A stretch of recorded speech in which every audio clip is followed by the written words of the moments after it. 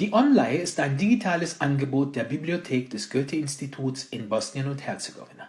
Mit unserer Onleihe können Sie Medien 24 Stunden am Tag, 7 Tage die Woche kostenlos über Ihren Webbrowser oder die App ausleihen.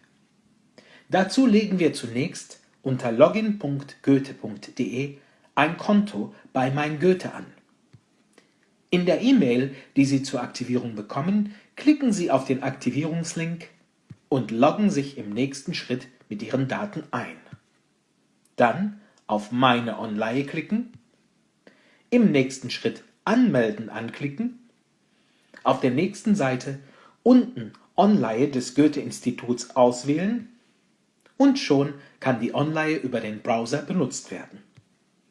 Natürlich kann man die Onleihe auch über die App benutzen.